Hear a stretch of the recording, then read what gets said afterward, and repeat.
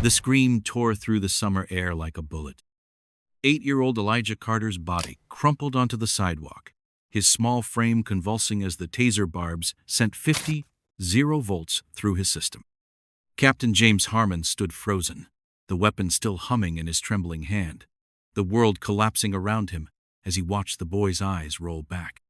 "Jesus Christ, Harmon, it's a kid!" Officer Reynolds shouted, rushing toward the fallen child. The boy's mother broke through the gathering crowd, her anguished cry slicing through Harmon's shock. "Elijah, what did you do to my baby?"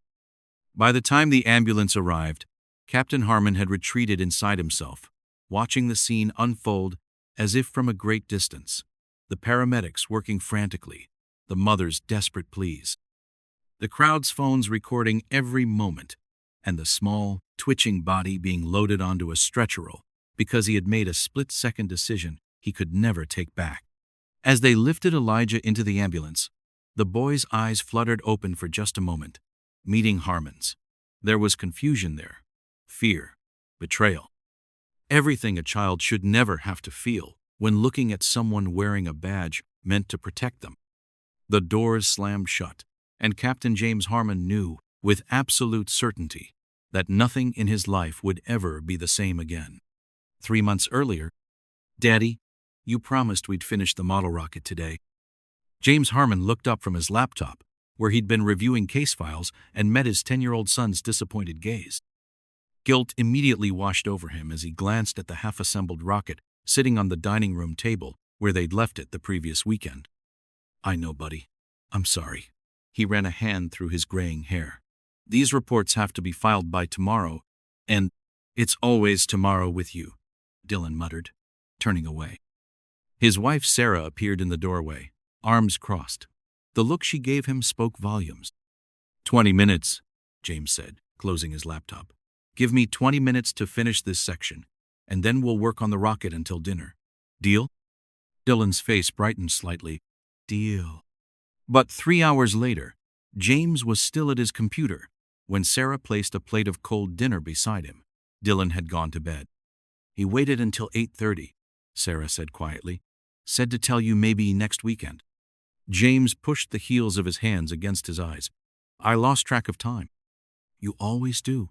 Sarah's voice held no anger, just a resigned sadness that was somehow worse. "You know what he told me tonight? He said he doesn't want to be a police officer anymore. Said they work too much." The words stung more than James wanted to admit. 3 generations of Harmons had worn the badge. His father, himself, and someday, he'd always assumed, Dylan. "Things are complicated at work right now," James said, the excuse sounding hollow even to him. "The department's understaffed morale is at an all-time low, and with these new community oversight demands—" "I know," Sarah interrupted, placing a hand on his shoulder. "But while you're trying to save everyone else's world, yours is slipping away." He covered her hand with his own. "I'll make it up to him." "That's what you always say." She squeezed his shoulder before pulling away. "Just remember, James' time doesn't give refunds." The following morning, Captain James Harmon arrived at the Rockwater Police Department earlier than usual. The station house was quiet, just a few overnight officers finishing their reports before heading home. James nodded greetings as he made his way to his office, the weight of his 23 years on the force feeling heavier than ever. His desk was piled with paperwork, budget requests, staffing schedules, community meeting notes, and internal affairs reviews. At 45, James had achieved exactly what he'd always wanted, following in his father's footsteps to become a captain. Now, he spent more time fighting bureaucracy than actual crime. A knock on his door interrupted his thoughts. Chief Winters entered without waiting for a response. "Got a minute, James?" "Of course, sir." Chief Winters closed the door behind him and sat heavily in the chair across from James's desk. At 62, the chief had seen the department through decades of changes, but the past few years had carved deep lines into his face. "Just got off the phone with the mayor. There's been another complaint about aggressive tactics in the West Side neighborhood." James felt his jaw tighten. "Let me guess, Councilwoman Davis. She's organizing a town hall next week. Wants the department to send representatives." The chief leaned forward. "I need you there, James." With all due respect, sir, I've got the Carter case going to trial, staffing shortages in 3 districts, and the community liaison program to get off the ground. Patterson or Miller could handle a town hall. It needs to be you. The chief's tone left no room for argument. You're respected in this department and in the community, or at least you used to be. James felt a flash of irritation. What's that supposed to mean? It means you've changed, son. Everyone's noticed it. You're short-tempered in briefings, you've been writing up officers for minor infractions, and you've stopped doing your community walks. We don't have time for coffee shop chats when we're this understaffed. The chief shook his head. That connection with the community is more important now than ever, especially in neighborhoods like Westside. Westside. The mere mention of the neighborhood made James's stomach knot. 7 months ago, his partner of 10 years, Detective Marcus Walsh, had been shot during a routine call there. He'd survived, but his policing days were over. The shooter, 19-year-old with prior drug offenses, had been killed when James returned fire. The neighborhood had erupted in protests. The mayor had called for an investigation. And though James had eventually been cleared of wrongdoing, something had broken inside him that dire fracture, in his belief that the community and the police were ultimately on the same side. The town hall is next Thursday at 7, the chief said, standing. And James? Don't just show up and recite policy. These people need to see that we're listening. After the chief left, James stared at the framed photo on his desk, himself in full dress uniform, standing proudly beside his father at his police academy graduation. His father's words echoed in his memory. The badge isn't just authority, son. It's responsibility. Lately, it felt like nothing but a target. The town hall meeting was exactly what James had expected. A crowded community center, angry voices, and accusations that no explanation could satisfy. Councilwoman Davis had positioned herself at the front, orchestrating the public outrage with practiced efficiency. My constituents feel hunted in their own neighborhood, she declared to applause. How are our children supposed to grow up respecting the law when they're taught to fear those who enforce it? James had maintained his composure, recited crime statistics, explained department policies, and promised to take concerns back to the chief. But with each hostile question, each interruption, each dismissal of his responses as excuses, the fracture inside him widened. As he left the meeting, a young man stepped into his path. James recognized him immediately. Deshaun Carter, the brother of the man James had shot 7 months ago. Captain Harmon, Deshaun said, his voice controlled but vibrating with tension. I've been trying to meet with you for months. James felt the eyes of the departing crowd on them. Mr. Carter, I've explained through your attorney that I can't discuss the details of the shooting while the civil case is ongoing. This isn't about the case. Deshaun's eyes burned with intensity. This is about what's happening in Westside now.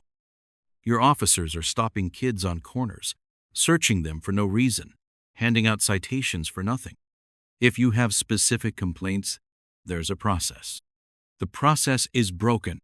Deshaun's voice rose, drawing more attention. You think filing forms changes anything?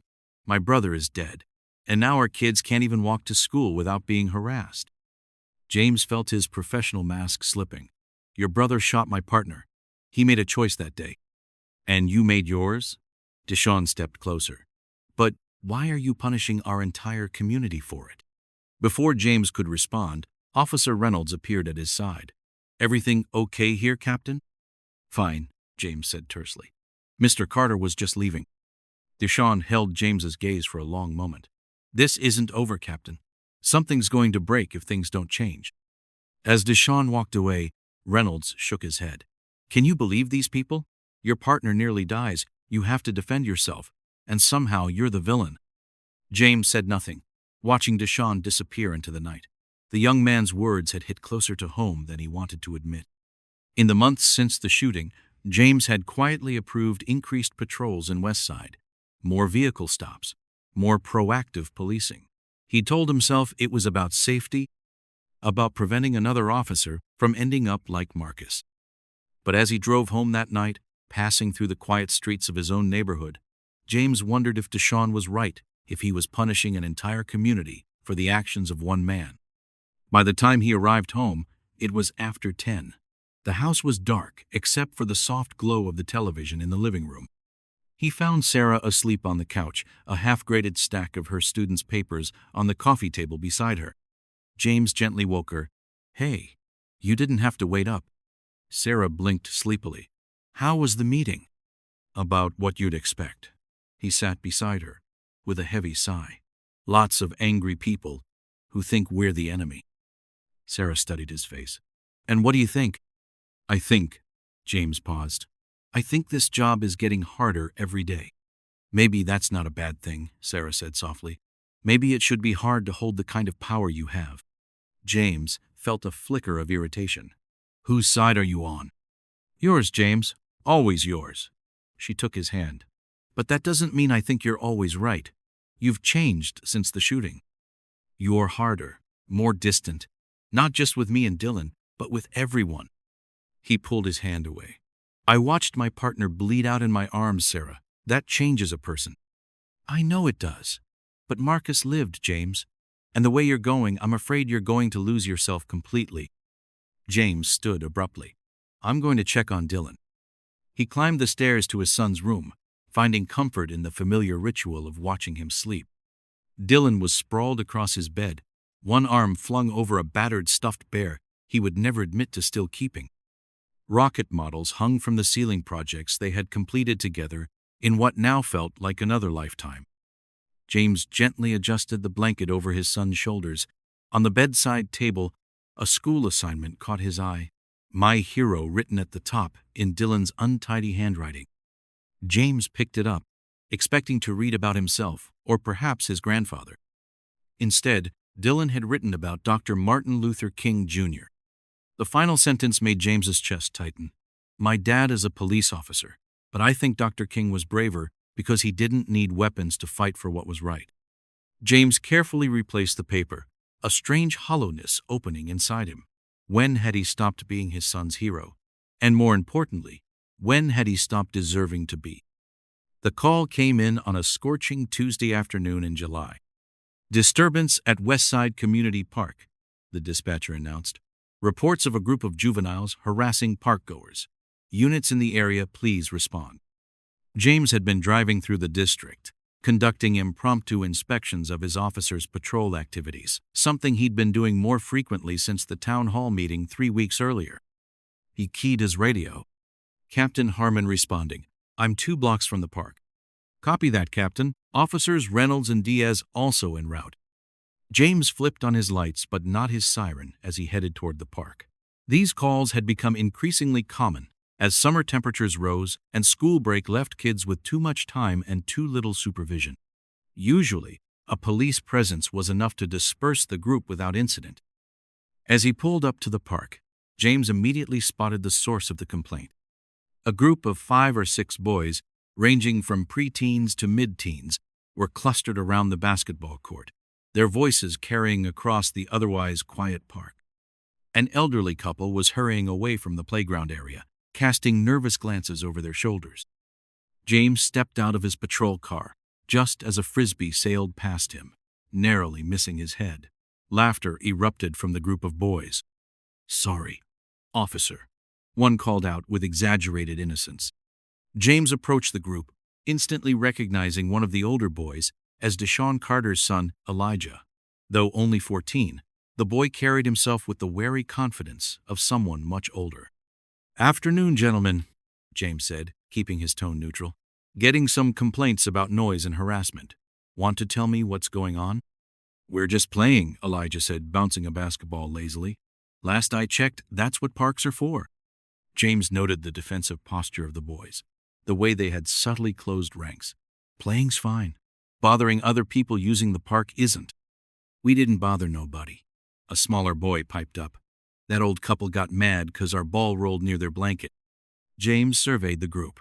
None of them appeared to be doing anything particularly threatening, but he'd learned long ago that situations like this could escalate quickly. Best to establish control early. "IDs, please.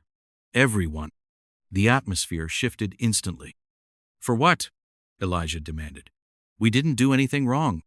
I need to verify that you all belong in this park." "Belong?" Elijah's voice rose incredulously. This is a public park in our neighborhood. James felt his patience thinning. Watch your tone, son. I'm not your son, Elijah shot back. The arrival of officers Reynolds and Diaz momentarily redirected the tension. James nodded to them as they approached, noting the immediate change in the boy's demeanor from defiance to anxiety. Everything under control, Captain? Reynolds asked, his hand resting casually on his belt near his taser. Just sorting things out, James replied. Turning back to the boys, he continued. Now, either provide identification or I'll need to call your parents to come pick you up. This is harassment, Elijah said, though his earlier confidence was wavering.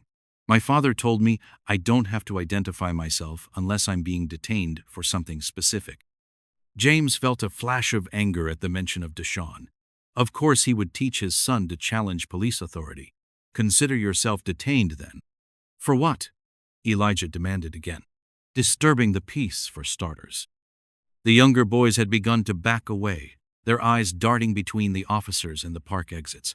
One of them whispered something to another. Don't move, Reynolds ordered sharply. What happened next occurred in a matter of seconds. The smallest boy, perhaps 8 or 9 years old, panicked and turned to run. Reynolds moved to intercept him, and Elijah stepped between them, shoving the officer back. Leave him alone. He didn't do anything. Reynolds grabbed Elijah's arm, and the teenager pulled away violently, his elbow catching the officer in the chin. James surged forward, adrenaline spiking as he saw his officer staggered by the blow.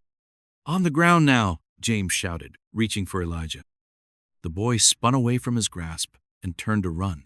Without conscious thought, James pulled his taser and fired. The barbs caught Elijah squarely in the back. His body went rigid before crumpling to the ground, spasming as the electric current flowed through him.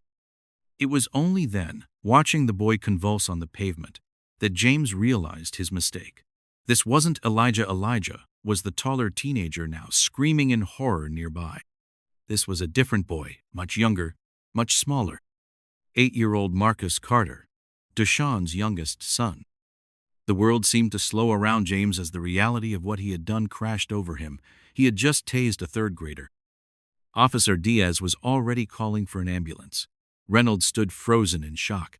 And from across the park, James heard a woman's voice rise in a scream that would haunt his dreams for years to come. Marcus, my baby. Tasha Carter, Deshaun's wife, ran toward them, her face contorted in anguish as she fell to her knees beside her son's twitching body. What did you do? She screamed at James. What did you do to my baby? James could form no words. His hands moved automatically to remove the barbs, to check the boy's pulse, but Tasha slapped them away. Don't touch him. Don't you dare touch him. By now, phones were out, recording everything. Bystanders had gathered, their faces showing shock, anger, disgust. And in the center of it all, a small boy lay trembling on the ground, crying for his mother. The weight of what James had done descended upon him like a physical force, crushing the breath from his lungs. This wasn't policing. This wasn't protection. This was a mistake so profound, so inexcusable, that he knew instantly it would define the remainder of his life. The aftermath was swift and merciless. By nightfall, the video had gone viral. Captain James Harmon, a 23-year veteran of the force, tasering an unarmed 8-year-old boy.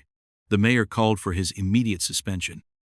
The chief, his mentor and defender for decades, had no choice but to comply. Reporters camped outside his home. Death threats filled his email inbox. And on every news channel, his face appeared alongside the image of a small boy in a hospital bed. Marcus Carter had suffered no permanent physical injuries, a miracle for which James was profoundly grateful. But the psychological trauma was another matter. The boy now had nightmares, his mother told reporters. He was afraid to leave the house, afraid of anyone in uniform. James was placed on administrative leave pending investigation. The police union lawyer advised him not to make any public statements. The department distanced itself from him with carefully worded statements about individual actions, not reflecting departmental values. 3 days after the incident, James sat alone in his home office, the blinds drawn against the news van still parked outside. Sarah had taken Dylan to stay with her sister, after reporters had begun approaching him at school. The house echoed with emptiness. His phone rang Sarah's number. He answered immediately. "How's Dylan?" Confused. Scared. Her voice was tight. "He saw the video at school before I could talk to him about it. The other kids were saying his dad attacked a little boy." James closed his eyes, pain radiating through his chest. "What did you tell him?" "The truth. That you made a terrible mistake." A pause. "He wants to know why, James. So do I." "I don't know," he whispered, the inadequacy of those 3 words crushing him. "It all happened so fast. I thought. I don't even know what I thought." "That's not good enough." Sarah's voice cracked. "Not for Dylan, not for that little boy, and not for me." The call ended, and James sat in the growing darkness, her words echoing in his head. Not good enough. Nothing he could say or do would ever be good enough to erase what had happened. A week passed. Then 2. The investigation proceeded. Internal Affairs interviewed him for hours, dissecting every decision, every action, every thought. The psychological evaluation diagnosed him with PTSD from the shooting 7 months prior, as if that somehow explained or excused his actions. 3 weeks after the incident, James found himself driving to the Carter home. His lawyer had advised strongly against this. The department had forbidden it. Even Sarah, when he called to tell her his intentions, had begged him not to go. But he had to face what he had done. The Carter home was a modest 2-story in the heart of Westside. As James parked across the street, he noticed the ramp newly installed at the front entrance cenotaph for Marcus. He knew, but for Deshawn's mother, who had moved in to help with the children while the family dealt with the aftermath of the incident. James sat in his car for nearly an hour, gathering courage. Finally, he approached the house and knocked. Deshawn opened the door, his expression hardening instantly. "What the hell are you doing here?" "I came to apologize," James said quietly. "To you, to your wife, and especially to Marcus." "An apology?" Deshawn's laugh was bitter. "My son wakes up screaming every night because of you, and you think an apology will fix that?" "No," James said. "I know it won't. Nothing will. But I had to come." Deshawn studied him for a long moment. "You know what the worst part is? When it happened, I wasn't even surprised. Angry, yes. Heartbroken, yes. But not surprised. That's what you and your department have done to us, made child abuse by police seem inevitable." Each word struck James like a physical blow. Before he could respond, Tasha appeared behind her husband. "Who is it?" Her words cut off when she saw James, her eyes widening before narrowing in fury. "Get away from our home!" "Mrs. Carter, please. I don't care what you want," she cried. "My child is traumatized because of you. He can't sleep. He's afraid to go outside. He cried for an hour yesterday because a security guard at the mall looked at him." James felt tears building behind his eyes. "I am so deeply sorry." "Sorry doesn't help my son," Tasha's voice broke. "Nothing you can say will ever make this right. Nothing." From inside the house came a small voice. "Mom?" James caught a glimpse of Marcus standing in the hallway, and the sight of the boy's fearful face sent a wave of self-loathing through him so intense he nearly doubled over. Deshawn stepped forward, blocking James's view of his son. "You need to leave. Now, before I call the police." His voice dripped with irony on the last word. James nodded, backing away. "I understand. Please tell Marcus I'm sorry, that it was my fault, not his, that he did nothing wrong." "We know who's at fault," Deshawn said coldly. "The whole world knows." As James walked back to his car, he felt the weight of their words pressing down on him. The whole world knows. His identity had been reduced to a single moment, a single terrible action. 23 years of service erased by 5 seconds of horrific judgment. The next morning, James received the call he'd been expecting. The internal investigation was complete. He was being terminated from the Rockwater Police Department, effective immediately. Criminal charges were being considered by the district attorney's office. He sat alone in his kitchen after the call, the silence of the empty house pressing in around him. Sarah hadn't returned his calls for days. The lawyer had advised him to prepare for a lengthy legal battle, both criminal and civil. His pension was in jeopardy. His reputation was destroyed. And somewhere across town, a little boy was still afraid to go outside because of him. James opened his laptop and began to type. A letter to Marcus Carter that would likely never be read. A letter to his own son explaining how his father had failed so catastrophically to live up to the values he had preached. A letter to the department addressing the systemic issues that had contributed to his mindset that day in the park. When he finished writing, he opened another document and began to list names: community leaders, reform advocates, mental health professionals, anyone who might help him channel his remorse into something that could prevent another child from experiencing what Marcus had. It wasn't redemption. James knew he didn't deserve that. But perhaps it could be atonement. His phone buzzed with a text from Sarah. The divorce papers will be delivered tomorrow. Dylan doesn't want to see you right now. I'm sorry, James. He set the phone down, not surprised but still devastated.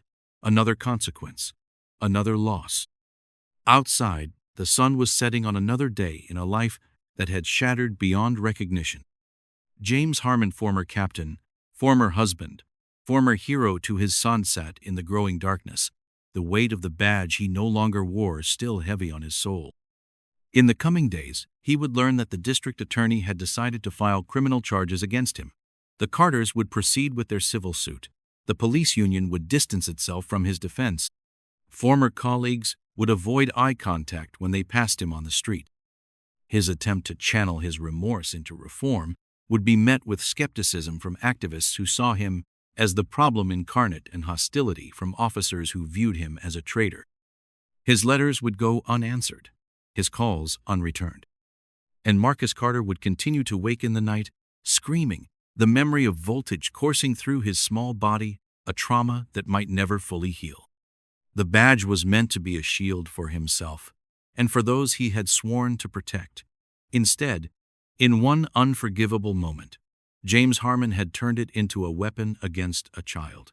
No explanation could justify it. No apology could erase it. No atonement could ever be enough. The weight of that truth would be his to carry forever, a burden heavier than any badge had ever been. Subscribe and like if you enjoyed the video.